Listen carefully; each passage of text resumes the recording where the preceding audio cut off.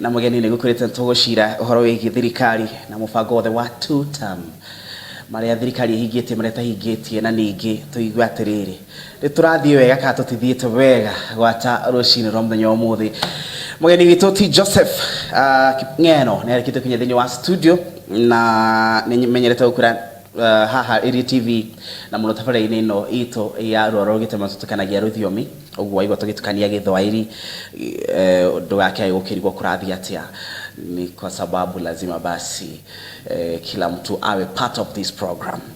All right, thank you so much. Unaweza kuniandikia ujumbe wako katika nambari yetu ya SMS ama WhatsApp, na pia pale Riri TV moja kwa moja live utatupata pale. You can leave your comment hapo, nitaiona vizuri sana. Pia kama una swali ama a concern ambayo uko nayo pia unaweza ukatuachia pale, tutaipata vizuri na mambo yatakuwa vizuri kabisa. Thank you. Nyabe juge ati nito nyiteto kana nitorito sponsorship ni Nainax Realtors edia jorwa amigoda tafari no ya Ruoro Rugitema ugo genda kugura mugoda no ukigure haria Nainax Realtors na maguthondekere horo korwo wi muthaka muno muno maigi megi Nainax Realtors no guthina mbere na ukuihurira, but in the meantime tuingie katika maneno ya siku ya leo. Karibu sana bwana Joseph, how are you? I'm good, thank you. Mtaani wanasema vipi? Tutam. Kuna tutam, kuna one tam. Nimeuliza hivyo kwa sababu kumekuwa na mambo mengi sana imekuwa ikiendelea especially hapa Nakuru. Yes. Kwa sababu juzi tu tulisikia kwamba former deputy president katika Shagwa atakuja mwezi huu wa pili, if I'm not wrong. Yes. Na ikasemekana kwamba gavana amesema Nakuru is a face of Kenya na hawatakaribisha mchezo wa ukabila. So maybe sijui unaweza tuambia wewe maoni yako ni yapi kuhusu safari hiyo ya Rigiji, tukijua kwamba yeye mahali anapoenda wimbo wake ni wa one time. Rigiji ni Mkenya. Yes. Ni Mkenya kama Susan Kihiga, gavana. Kwa hiyo ana haki yake ya kutembea kila sehemu ya Kenya. Na anaruhusiwa kuja Nakuru aimbe one time. You know, every opinion in this politics is allowed, whether one term or two term. We can never be the same. Ukiwa one term, ukiwa two term, bado ni sawa, inaruhusiwa. Kwa hiyo ile mikakati wanaweza wakaeka wenyewe wakubaliane kwamba huyu ni mtoto wa Kenya, Rigathi Gachagua. Kwa hiyo akija akaribishwe, kusiwe na vurugu. Okay. Yes. Najua nimeanza na maneno mengi lakini nikupe tu nafasi hii kwanza usalimie mtazamaji. Ilikuwa inanichoma sana, I need to ask that. Yes. Lakini najua we are going to have a good conversation, lakini mwanzo salimia mtazamaji na maybe pia maybe kuna mwenye hajasikia nikitaja jina lako. Good morning. Naitwa Joseph Kipngeno. Mimi ni mwanasiasa kutoka hapa Nakuru. Na wania kiti cha udiwani Eburu Mbaruku Ward. Yes. Asante sana.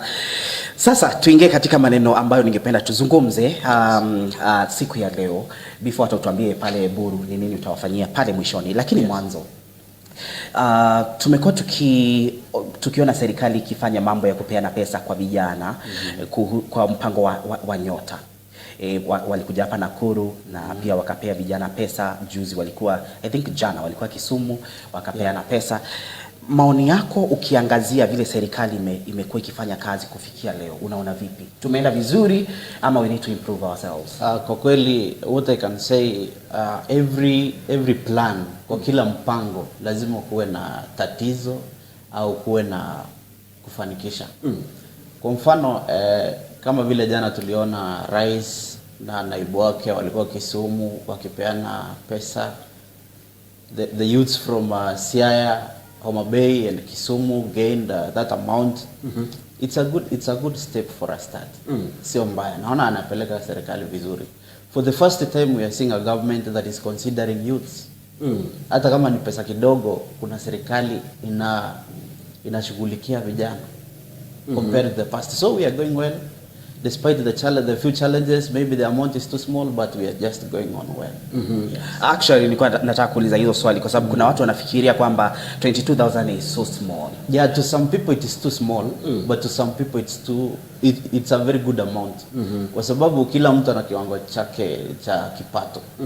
Uwezi ukalinganisha, kuna wale hawapati kabisa. Kwa mfano wakati wa kampeni ya 2022 Raila alisema atawapa youth 6,000. When you look at 6,000 and then you look at 22,000, there is something that amount can do. 22,000. Yes, to someone. Yeah. Lakini ukicompare 22,000 saa hii na wakati ule pia hazifanani. 22,000 now is hazifanani kweli, lakini unajua what I can tell you, ukizaa mtoto wezi ukamzaa akaanza kula githeri kwa mfano. Lazima anze na ile baby steps, those steps. So starting from 22,000 it can do something.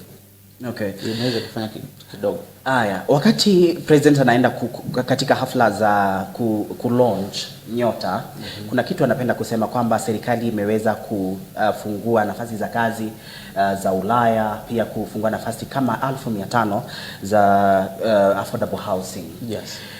Sijui kama wewe unajua kijana mmoja ama a friend of a friend ambaye amesaidika na hizi kazi, kwa sababu vijana wengi wakija hapa studioni huwa anasema we've never heard about these opportunities, we've never seen them. Well, what I can say about these opportunities is all about kujituma. Kwa mfano uwezi ukasikia opportunity imetangazwa ukaketi ikakuja ikakutafuta.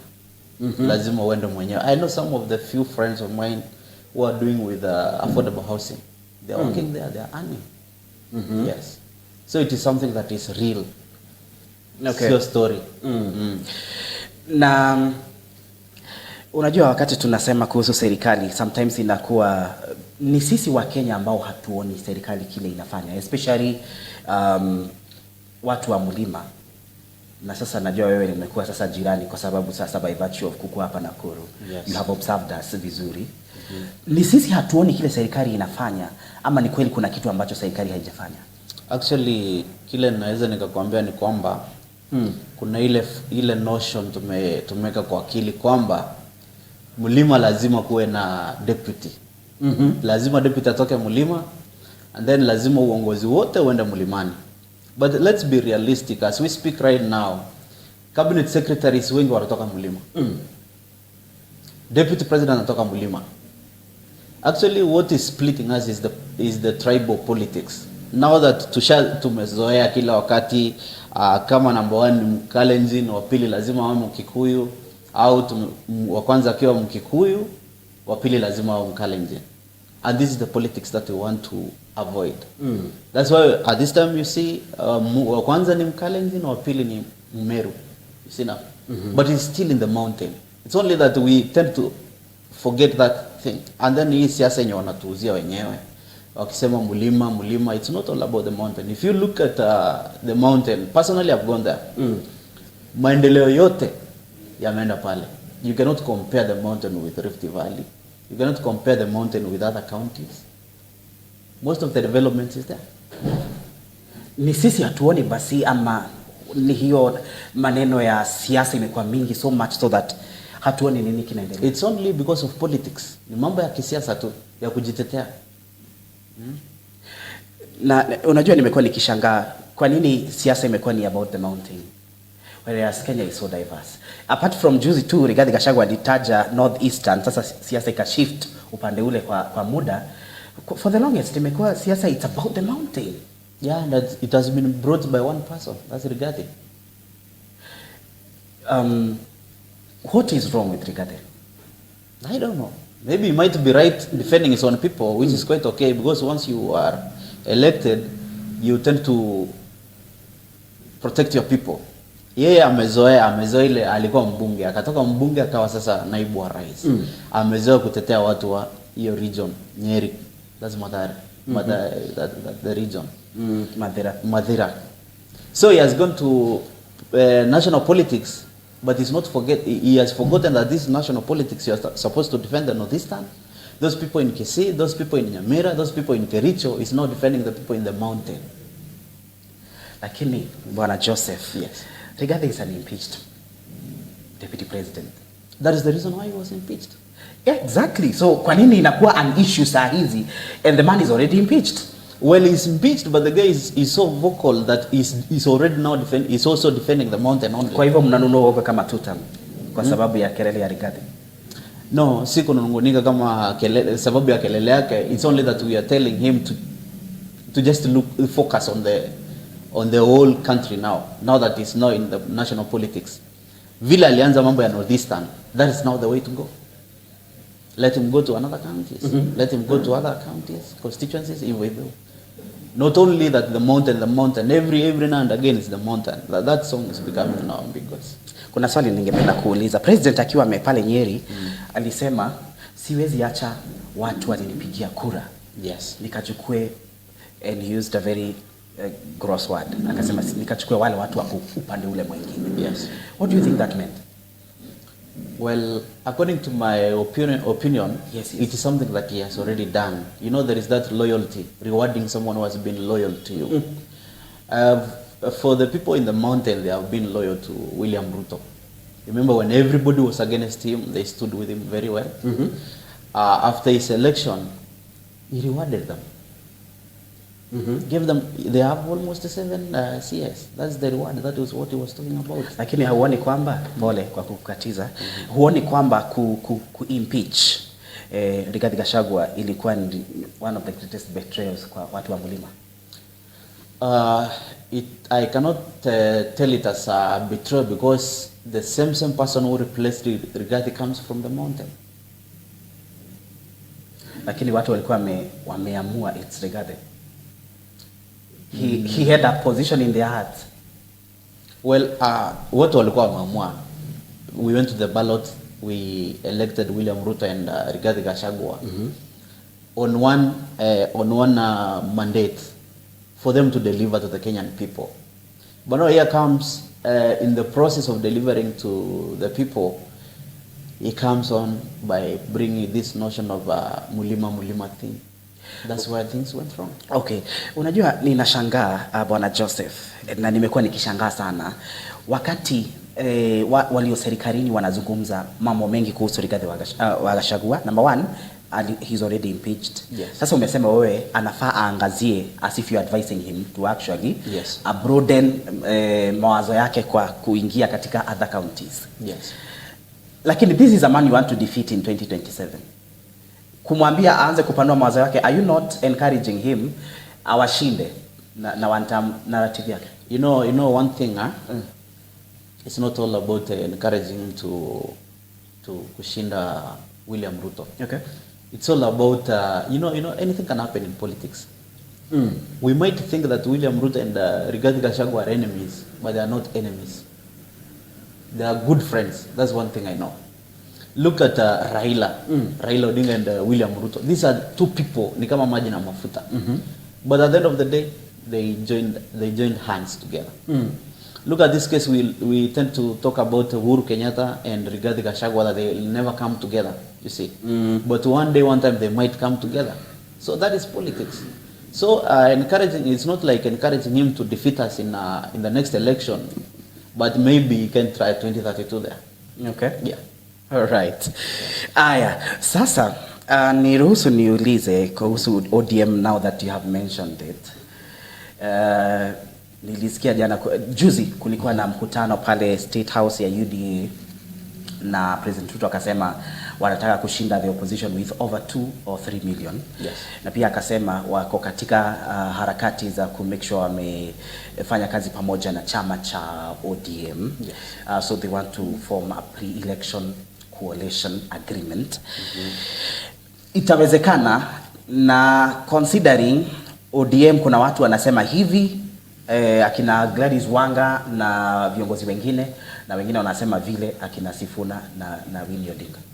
Well, the point is before these people, before the late Raila died, he had made some statements about kuleta mtu mwenye atasimama 2027.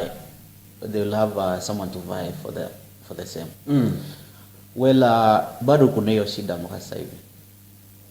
But I think it's all about the agreement. How are they? It's now broad based. And now that Raila is not there, everybody wants to be seen and want to say what Raila said before he died, you know. But what majority tend to say is that he said, yeye hako broad-based mpaka 2027. That is what he said. Now, huu muungano wa ODM na UDA, now coming to 2027, umevurugwa sana kwa sababu ya huu mvutano. Kuna baadhi ya wale viongozi wa ODM ambao wako upande huu na kuna wale wako upande ule mwingine. I think it's all about them to sit and agree and come up with one thing. If they are bringing their own person, sawa, asimame. If they want to join UDA, which is possible, it's still okay. Because if you look at Oburu, what Oburu said was, wow, wataki deputy. It was today in today's paper. Yes, they don't want deputy. What they want is a bigger share. Nusu mkate. Nusu mkate. Maybe a bigger share. Let's say a bigger share. Gazeti ilikuwa inasema nusu mkate. No, it should be a bigger share. They want a bigger share compared to what they have right now. Let's say right now they have got 2 CS. So they want more. Just like the mountain. You know. Yes. Ilichukua nusu mkate. No, the mountain has a bigger share of the cake. Yeah. About 7 CS. That's a bigger share. You cannot compare it to broad-based, the two. Unajua nikwambie bwana Joseph, kitu moja ambacho kimekuwa kikifanya wale wa mama wa kule mashinani na wa baba wa mashinani ni kwa sababu kuna barabara ambazo zilisemekana zitaundwa na hazijaundwa for now over 3 years. But I do believe kama zinaweza undwa, najua inaweza soften some hearts. Yes. Itawezekana within 18 months. What I can say within 18 months, that's a big challenge, especially kuunda barabara, maybe ile ya kuharakisha. Let's agree on this. At times we tend to put all these things to William Ruto and forget that we have county governments, we have wards, we have constituencies, we have MP. So these things are not carried by the president alone. No. Unajua mimi ni wa Nyandarua na tuna barabara kadhaa. Kuna Nyandarua, kuna ile ya Jabini, kuna ingine ya hapa tu Kalau. Yes. Imekuwa launched several times. Several times na but then I was actually working over there as a news reporter. Na unaona people are getting tired. Haudhani maybe hii ndio maana watu wengine wa mlima wamesikia they are fed up na mambo ya serikali, kwa sababu kila wakati wanasema we are launching this barabara, then matiga magoka for 2 days 3 days, then we don't see them anymore. I don't know if you saw people complaining about the Nairobi this highway Summit Road. Over the holidays, like all the tractors na matinga zote zikaondoka. So I think they are there right holidays. Now. They are there. Yeah, I of course niliona zilirudi. Lakini for some time people are like, it's another lie, just the usual. Don't you think people are coining kuona vitu hazifanyi kazi with this government, especially people in the mountain? Kwa sababu I don't know kama ni serikali ya Uhuru ilikuwa imetenga barabara mingi sana in the mountain, I'm not so sure. Lakini kuna barabara mingi sana ambazo zinafaa ziundwe, but for years there is nothing. Well, all about the roads you are talking about, the mountain. Actually barabara zako zinaendelea. Kuna barabara bado zinaendelea kuundwa sasa hivi as we speak. Kuna zile zinaendelea. About the other ones, I think we have a problem with our leaders. The biggest MPs problem, the MPs who are supposed to make a follow-up. When you launch something, there should be a patron or someone who makes a follow-up. If this person cannot make a follow-up, how will it be delivered? Lakini sasa, sini watu wanasema ati wabunge ambao wako ndani ya serikali, wao vitu kwa ground zinasukumwa sana. Lakini ukishasema one term, my friend, haupati hata an inch ya barabara. Tuliona Gathoni wa Mushoba akisema kwamba sasa ameingia katika serikali ili barabara zijengwe. Lakini tunajua katiba imepea every leader haki ya kulobi maendeleo ya eneo bunge lake. Kwani did the constitution change under President William Ruto kwamba mtu lazima aimbe 2 term ndio barabara ya mwananchi itengenezwe? No, it's not all about someone to sing about 2 term ndio barabara itengenezwe. It's all about you to follow up. As I have told you, ni wewe mwenyewe ufuatilie. So unataka kutuambia sisi tuko na viongozi wazembe? Tuko na viongozi wazembe. That's why you saw the speaker saying 56% of the elected members will never make it to parliament. Yeah, that is on. One thing I believe is that the majority, some of the leaders that we choose, they go there and relax. Once they relax, they forget everything. What they believe is that after 5 years, they'll come back. Watuambie tena tuchague ndio tuende kumalizia ile miradi tulibakisha. But at the end of the day, they have done nothing. And that is the leadership we don't want now in 2027. That's what we are changing. Okay. Najua umesema we are changing. Maybe just a little bit about hapa Nakuru kwa sababu hapa ni nyumbani. Yes. Sasa pia mimi nimekuwa ni nyumbani because now this is where I'm fending myself from. Yes. 2022 kukakuwa na mawimbi sana ya sana tunasema ni yellow fever. Yes. Kukachaguliwa viongozi sana wengi wa UDA. But kuongea kweli there is nothing to show for it. Ukiangalia kama ni wakati mambo yanafanyika mabaya hapa, there was a time there was a road that was trending ya kure so I don't know if you saw it. Yeah, I saw it. Nakaa shamba. Yeah. Lakini hautasikia hata kiongozi wa eneo hilo akiongea kwa sababu ako 2 term.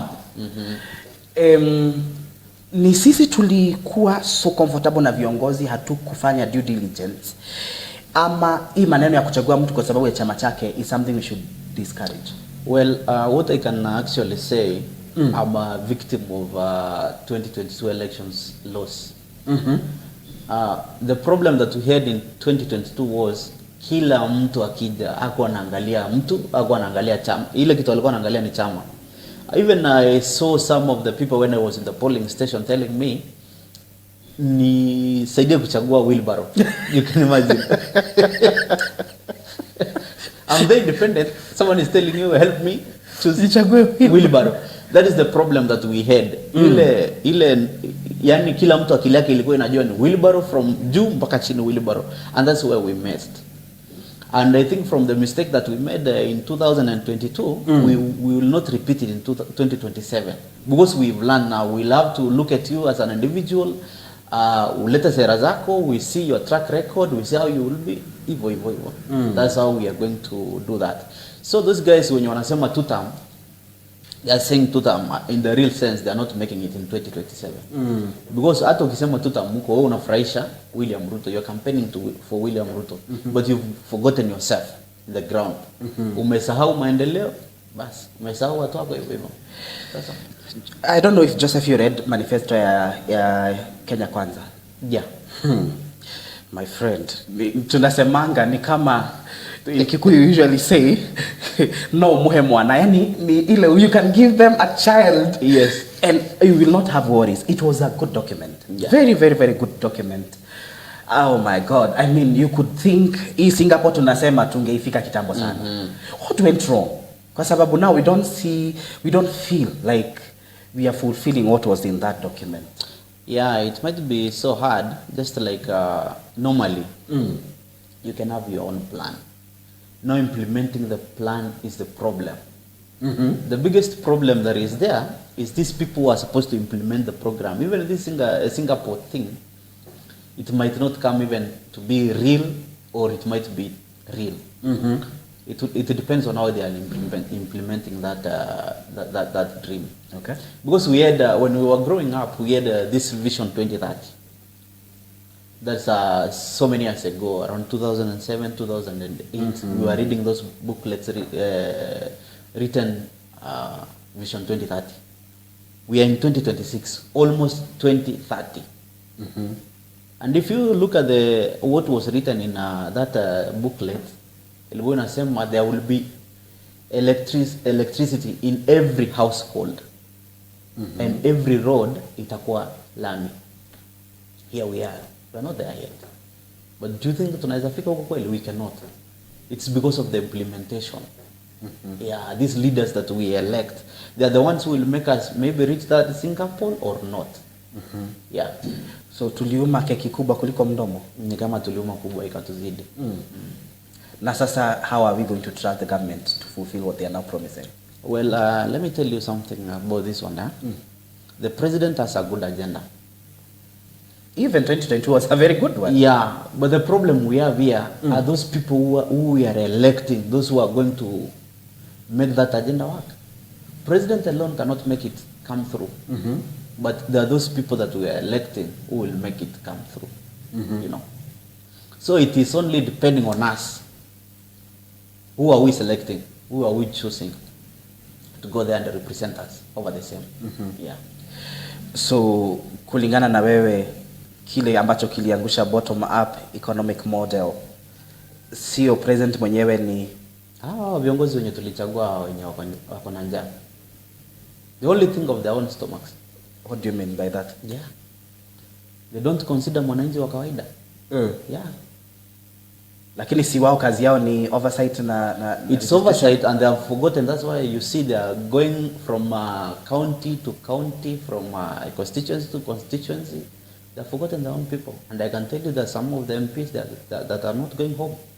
Wenye waendi hata nyumbani mahali walichaguliwa, they are in the city. That's the biggest problem we have. Lakini kazi yao si ni iko kwa bunge, Bwana Joseph. I mean, iko kwa bunge, lakini wanatunga sheria bunge. Ukishatunga sheria, uwezi ukatunga sheria kutoka Jumatatu mpaka Ijumaa au Jumapili. You can get some time and come interact with your people. Find out the problem. Tafuta shida iko wapi, alafu itatue. Okay. Wow, you know, we are having a very good conversation na forget to Bwana Joseph. Na I always say maswali huwa hayasamehewi. You ask the question the way it is, and then we hear the answer. Na ni asante sana. Kama pia una swali unaweza ukauliza ili tuzungumze na tuendelee. Kuna kitu kilifanyika pale Othaya, Bwana Joseph. Yes. Ambapo na si mara ya kwanza. I mean, ni vitu tumekuwa tukiona muda baada ya muda. Na watu wengi sana wa mulengo wa serikali wakasema Rigathi Gachagua alipanga hayo maneno yeye mwenyewe. Lakini baadaye in the papers jana tukaona ni kama ilikuwa ni polisi walipanga all those things, na kuna rogue police walifanya hayo maneno. Na sidhani they can do that without the support of the government, kwa sababu I mean police na government, they go hand in hand. Maoni yako ni yapi kuhusu hayo mambo, considering sasa sisi ndio tutakuwa the next victims if that happens hapa Nakuru, kwa sababu Rigathi anakuja hapa Nakuru? Well, first let me condemn that act that happened in Othaya. One thing I can say, we tend to blame the government too much. Sometimes something can happen without the government being informed. By officers of the government? Yeah, officers of the government can do something, then later president yeye mwenyewe hajui. Unajua kumekuwa na hii kila wakati kitu kikitokea tunamlaumu rais, tunamlaumu nani, forgetting that before it goes to the president, maybe there are some people who have acted here before the president knows. But I condemn that act, and I would wish the government to take action to those police officers who threw tear gas to the kids. That was so wrong. Then another thing is that I want to tell them, when you're fighting your opponent, you know there is this thing, when you're fighting your opponent, and then you're trying to intimidate the opponent, that is how the opponent gets sympathy. If you look at the previous politics regime, they fought William Ruto. They fought him so much. And from the fight, the people sympathized. And they gave him sympathy votes, especially the mountain.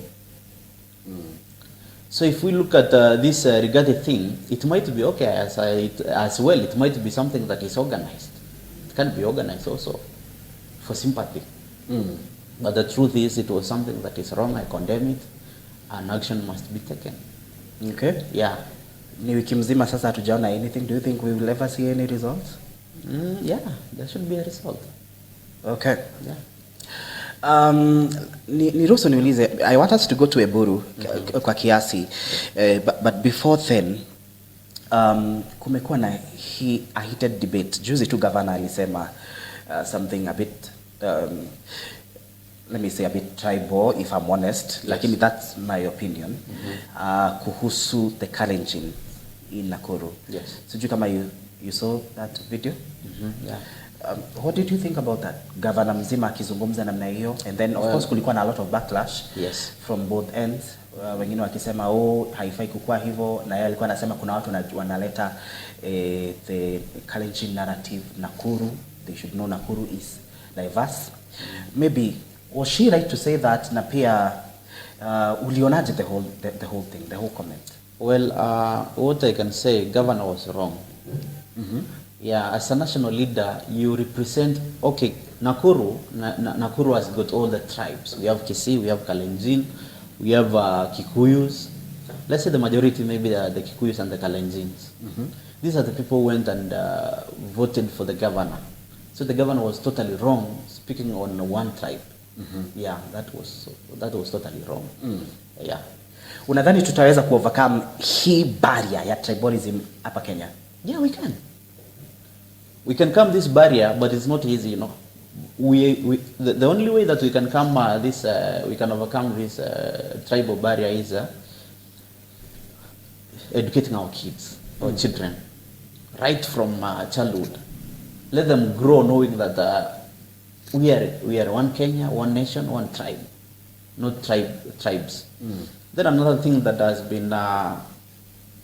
been taking place that is going to end this tribalism is intermarriages.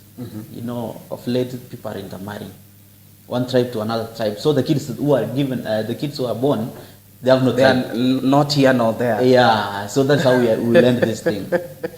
Okay. Yeah. Sasa maybe unaweza tusaidia kuelewa Bwana Joseph. Yeah. Watu wa Eburu, what do you have in store for them? Well, Eburu world is so big. Where is it, by the way? Nimekwambia mimi sijaka sana Nakuru. Iko upande upi? From right from Barnabas, okay, all the way to behind Gilgil hapo, the other side kuna Eburu town, Eburu center. So big. And then if you look at the Eburu, maisha yako chini sana. We got water shortages. We have barabara ni mbovu. And then healthcare kuna shida sana. Si governor alisema ametengeneza hospitali eneo zote za county ya Nakuru. Ziko hospitali kutengeneza, sio kufanya kazi. Yeah. So ziko lakini hazifanyi kazi. Not all the regions that have all hospitals. If you go to, let's start with Kiongororia. This is most dispensary. A very small one. No medicine, no nothing. Okay, you utafanya nini? Well, my plan is coming up with this getting out partners who can partner with us, push this agenda ya kwamba we need to bring up life of those people in Eburu. Ya tuwalete maji, dawa zipatikane hospitalini, hizo barabara, the feeder roads, the roads for MCS, they should be upgraded. That is what I can do to them, and then ensure the kids go to school. Yeah, the kids go to school. Na gavana akikununua, kwa sababu tunasikia wanaweza pelekwa mahali, usikie amepewa sijui 1,000 ngapi, and then they will never question anything. No amount that can buy me. If you want to buy me, buy those people. Give them what they deserve. Yeah. Wajua tulisikia hata president mwenyewe alisema bungeni, I know si bunge lakini pia Nakuru might be a victim. Tulisikia bungeni wanapewa pesa chooni pia. Yeah, but to my side, I think the most important thing is the interest of those people. Personally, I've not grown in a very well-up family, so it would be betrayal if I betray those people by being bought. It won't make any sense to me. Yeah.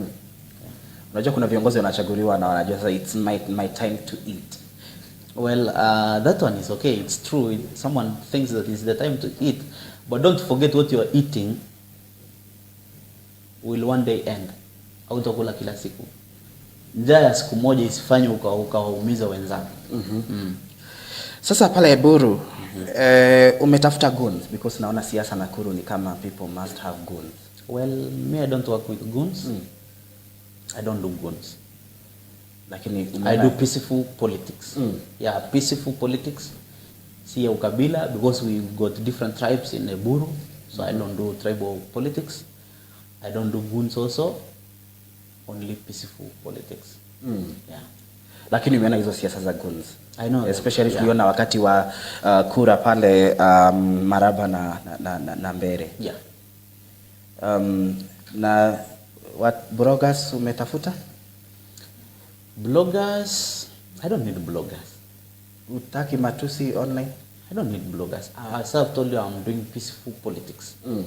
Siasa ya amani peke yake ndo nafanya. Okay. Yes. All right. Haya, sasa in the event haujachaguliwa, how is that going to be? Well, this won't be my first time not to be elected. Umewahi kuwania tena? Yes, this won't be my first time not to be elected. Maybe it might be the second time, or it might be my first time to win. I'll just, mimi ni mwananchi wa kawaida bado. Okay. Normal life will go on, but I won't stop supporting people. That's what I usually do, whether I'm in or out. Currently, I'm supporting kids to school. I'm championing school education. I'm making sure some kids go to school. School fees is paid. I'm not using. I'm not yet elected, but I do it from myself.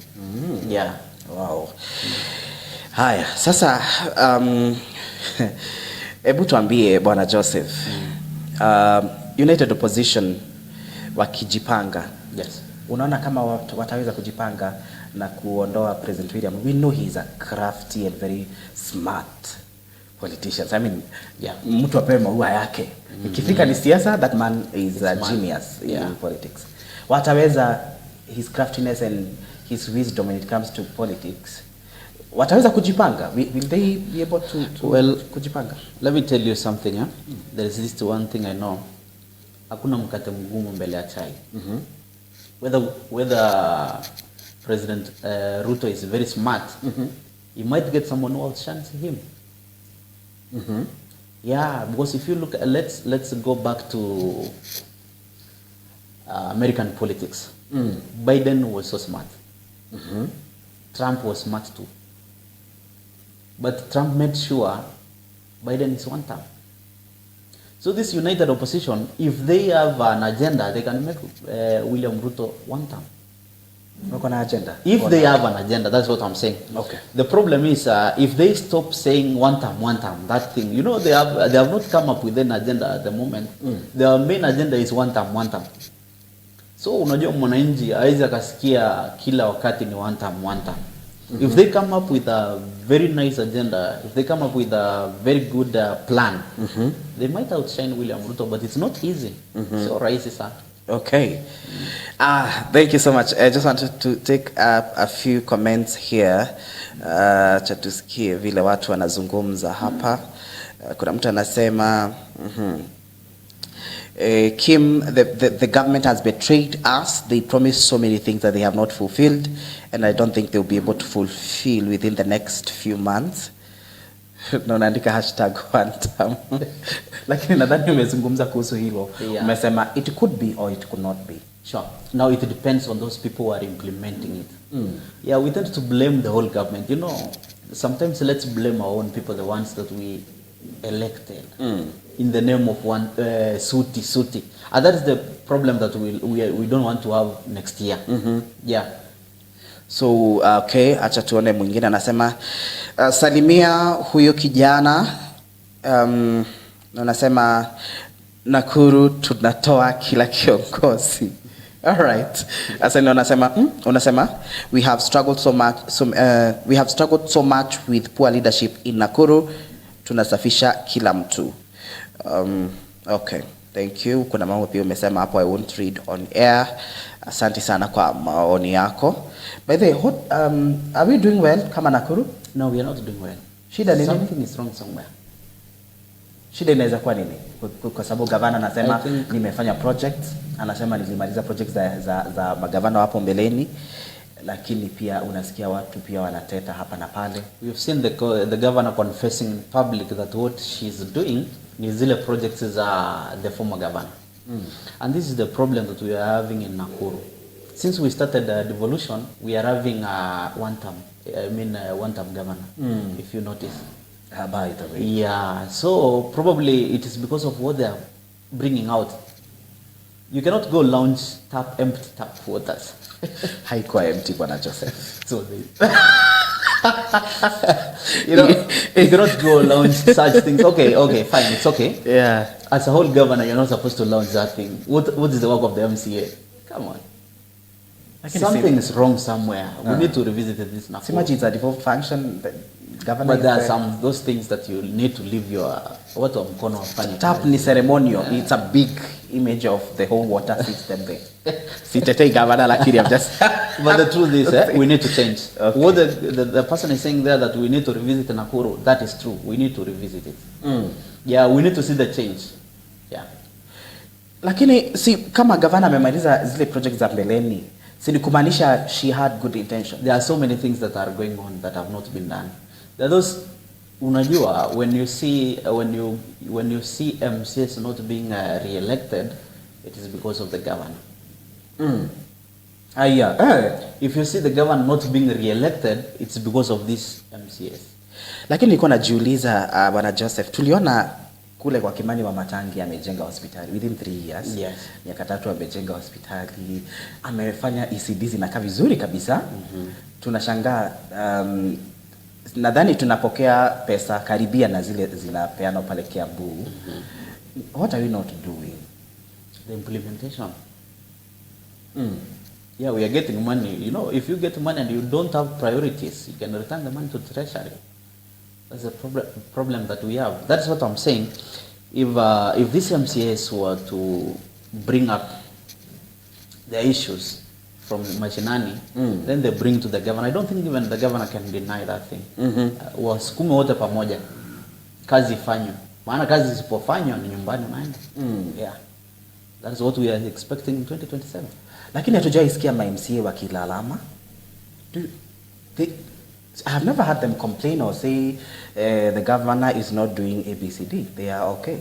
Have you ever asked them why? Umaipata MCA akiulizwa mbona hii barabara haijajengwa?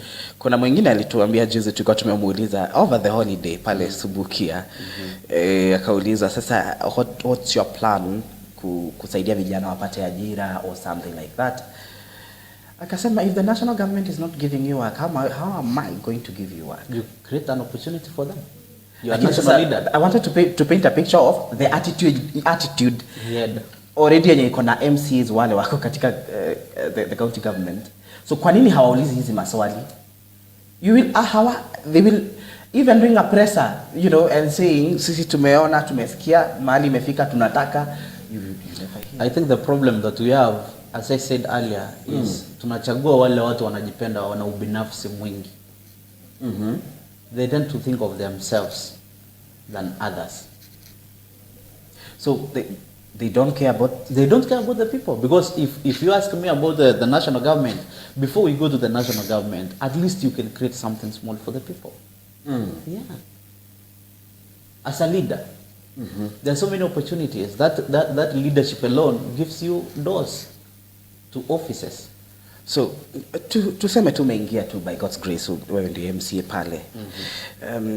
Tunajua kazi za MC ni 3, kuna oversight, kuna registration na representation. Msimamo wako utakuwa upi? Considering number 1, tumekuwa na MC hawatuzungumzi, they never hautawaisikia wakizungumza kuhusu the people. Yes. Tumetembea pale county assembly severally. Wakati kuna kikao tunapata wameingia ndani, then inasemekana hakuna agenda leo, wanatoka wanaenda kunywa chai. I don't know what sasa, lakini ukishaingia pale, what should we expect? Na watu wa pale Buru wa expecting ni kutoka kwako? All the agendas that especially when it comes to matters za kwa represent, kutengeneza policies zitawasaidia, ama pia utakuwa MC wa kwenda tu pale kunywa chai? No, I don't think I'll be one of them. I have to represent the people who will trust me to represent them. Wale watu kuchagua na kuamini wewe mwenyewe ndio utawakilisha kule bungeni. Kwa hiyo kama utarudi baada ya miaka 5 na hakuna kitu umefanya kwa hao wananchi, then you fail them. You're not supposed to be a leader. Yeah. Okay. Kwa hiyo on my side I think there are several things that we can do in Eburu. Very several things that we can do there. Given that some other places there is farming. Unajua, if you come up with a small idea, ufungua hata kama ni kiwanda cha kibinafsi, utakuwa umeajiri watu wengi. This one now doesn't need national government to do that. It needs only your idea and your brain to work it out. So we cannot be complaining and again about these leaders. They don't want to do this. They are going to National Assembly without an agenda. Doesn't make sense. I'm so surprised to hear that. All right. Yeah. Hujui wanaenda pale wanakunywa chai? I don't know that. No. Then something is wrong. You should visit. Something's wrong. You should go to the public gallery one of these days. Utashangaa Bwana Joseph. Lakini nataka tumalizie. And tukimalizia niruhusu turejelee maneno ya Gachagua, because kuna wakati alisema watoto wasomee kwao. It became a very big conversation, and then ikaenda evolve. Normally vile Kenya mambo hufanya, something begets another something. So ikakuwa ni watu wa Northeastern wanaambiwa lazima muanze kuangalia viongozi wenu vile wanafanya kazi. All of a sudden ikakuwa a very big revolution all over social media. Kila kijana ambaye ni tunawaitanga Wararo na wa Somali, all of a sudden they are blogging, they are TikToking, hiyo maneno lazima iangaliwe. What do you think needs to be done kwa viongozi wetu? Pia kuna one of the comedians anaitwa Professor wa kule kwenu. He does vitu zingine unashangaa huku ni Kenya. Of course ni kitu siwezi verify, kwa hivyo sijui kama inakuanga just content, anatafutanga mashule haziko huko. Lakini ukiangalia unashangaa watu wa huko hawa complainingi, hawatetangi. What exactly happens? Because hapa nyumbani inakuwa unapelekwa mbio. I think ndio maana kuna kwanga na one time mingi, kwa sababu kitubeba kutu watu wakiona kama unawabeba ufala, you go home. Is it a legitimate conversation regarding Gachagua alianzisha wakati ule? Well, it was a legitimate conversation. That one I can agree with him. Acha nikubaliana, mgala muwe na haki yake mpe. Okay. The reason as to why I was bringing that point was to make it so that it can make sense to those leaders wenye bado hawataki kuangalia maslahi ya wanafunzi hawa. You know, every time when we grow up we are told that uongozi wa kesho ni wa vijana.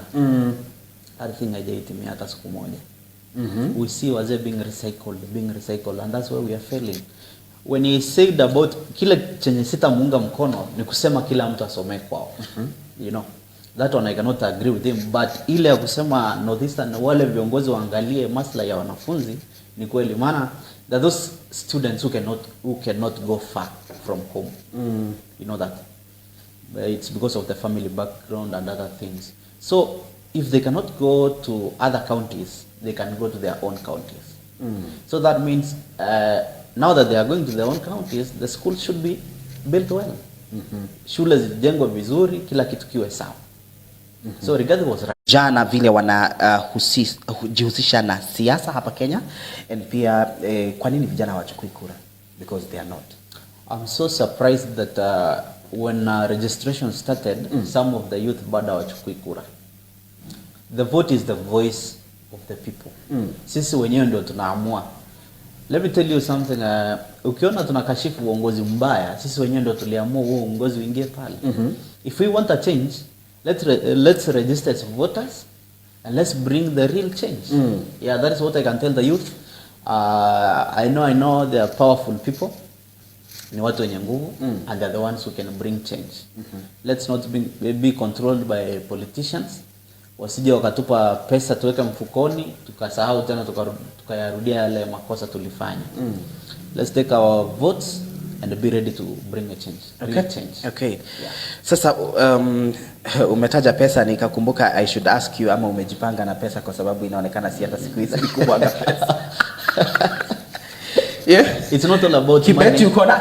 It's not all about money. It's all about what you have for the people. Okay. Yeah, ukileta kibeti bado kuna wale wataleta vibeti.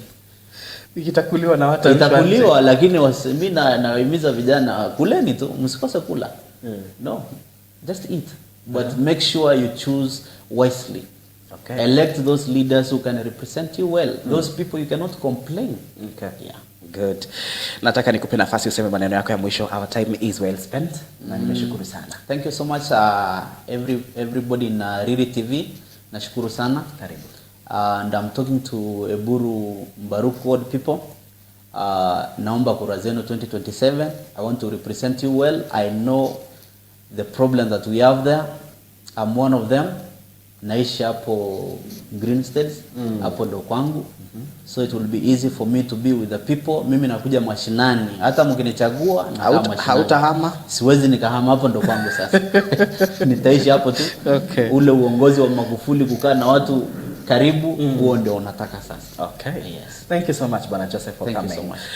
Reri ni gatha cia mwanya tuma na mugeni witu Bwana Joseph ni muthathauri wa maundu ma kiuteti tukiaria niona ndirakimenyete ati nirakimereria matakura mwana wa Eburu na giti kia MCA na ni agitheria na thathaura na njira njega. Thank you very much for being with me okumaria cigerie thinashara na nuthu kinya riu thaa 3 ikiuna na ndagika 2 ngenda tucemania muthenya wa rucio tugithii na mbere na gwaka bururi na gucira maundu maingi ma gukorwo tukirugamia bururi uyu ndugitinde wega no tinde we murathimenire twarakwa ni Kimwangi. God bless you. God do you good.